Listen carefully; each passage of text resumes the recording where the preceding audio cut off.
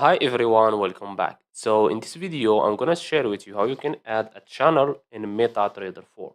So just follow me and follow the steps. It's so easy and simple. So first of all, open your MetaTrader 4 and let's say you want to add a channel here. Okay, here and here. So all you have to do is go to this icon right here. As you can see, draw equidistant channel. Click on it and click and hold with your mouse, then drag it. As you can see. So this is our channel, okay?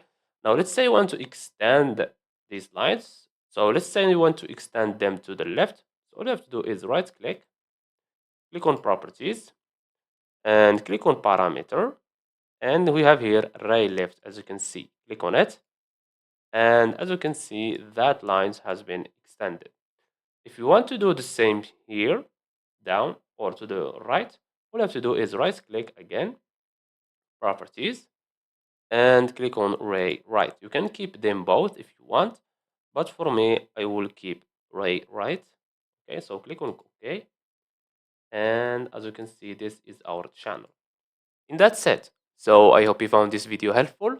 Don't forget to give us a like and subscribe. Thanks for watching, and see you on the next one.